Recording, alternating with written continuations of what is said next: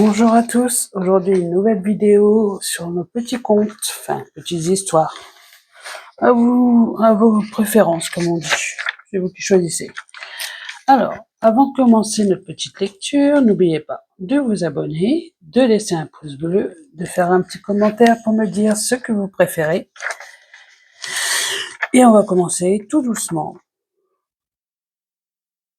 Alors, étonnamment, c'est une fable que j'aime bien. L'âne chargé d'éponge et l'âne chargé de sel. Ça fait un moment que je l'ai pas lu, celle-là.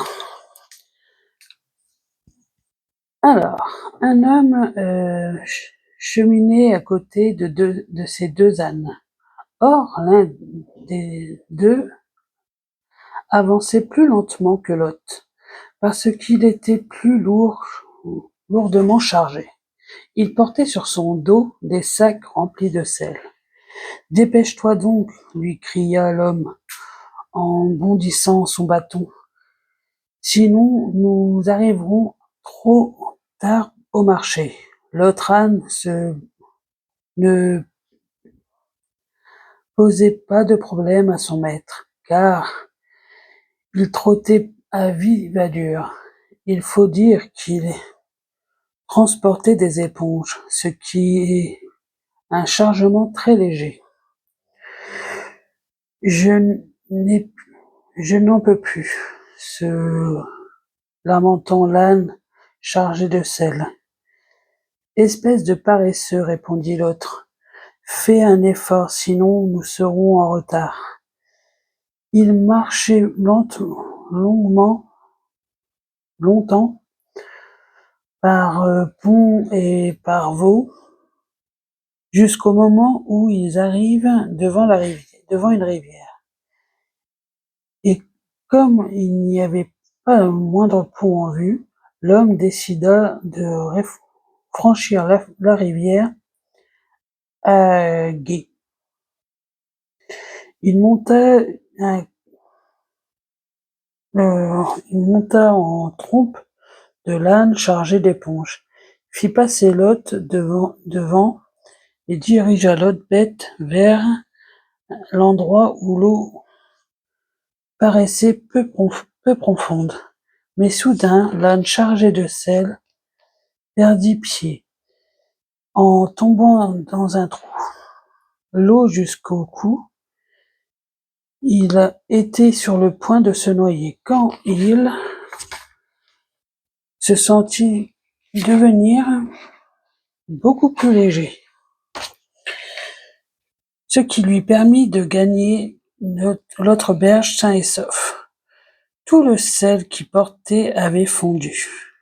En le voyant tirer d'affaire, l'autre âne voulut l'imiter et passer au même endroit.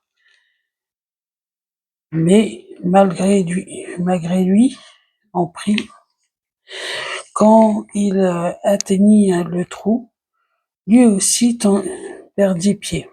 L'eau lui arriva jusqu'au cou, puis jusqu'aux oreilles. Et il continua à s'enfoncer, car les éponges qu'il portait se gonflaient d'eau en absorbant de plus en plus. « Au secours !» s'écria l'homme, qui avait bien du mal à garder la tête au-dessus de la surface. Pas de chance, des bateliers entendit, et pleurant ils allaient lui venir en aide, en gros. La morale de cette histoire, c'est qu'il n'est pas toujours bon d'imiter les autres. Ce qui est vrai. Alors, la prochaine petite fable, c'est le lion et le moucheron. Un moucheron s'était installé sur le cou d'un lion et n'arrêtait pas de le piquer. « Grrr !» rugit le lion furieux. « Va-t'en, sale bête, laisse-moi tranquille, insecte stupide, sinon je te réduis en bouillie. Crois-tu donc que tu me fais peur ? Oh, puissant roi des animaux, répondit le moucheron en riant. Je me fiche complètement de tes menaces. Je ne crois personne. Si tu veux, tu peux rendre docile un taureau 4 fois plus gros et plus féroce que toi. Maudit insecte, s'écria le lion, en essayant de se débarrasser du moucheron. Il se mit à sauter et à courir en agitant sa queue, en secouant sa crinière, mais le moucheron continua à le piquer. Sur le museau, sur la tête, partout, et en riant à gorge déployée.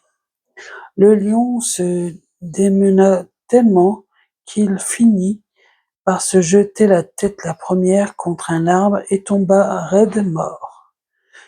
J'ai tué le lion, s'écria triomphalement le moucheron en voltigeant dans tous les sens.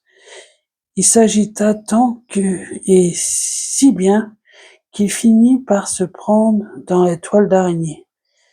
Et l'araignée le mangea. Nombreux sont ceux qui ne craignent pas la mer, mais qui peuvent se noyer dans un verre d'eau. Telle est la morale de cette fable. C'est plutôt pas mal cette petite fable, je trouve. Passons. Pour aujourd'hui, c'est fini, parce que je ne fais que 2 fables par 2 fables. En tout cas, comme j'ai dit, c'est fini. Avant de partir, n'oubliez pas de vous abonner, de laisser un pouce bleu, de me faire un petit commentaire pour me dire ce que vous en pensez, de continuer à me suivre sur ce que je fais, que ça soit sur les recettes, que ça soit sur les vertus, et pour ceux qui peuvent, les histoires d'horreur. Et bien sûr, toutes les histoires que j'ai pu lire jusqu'à maintenant, que je compte bien continuer. Alors, à bientôt, et n'oubliez pas surtout de garder toujours le sourire. À bientôt, avec le sourire surtout.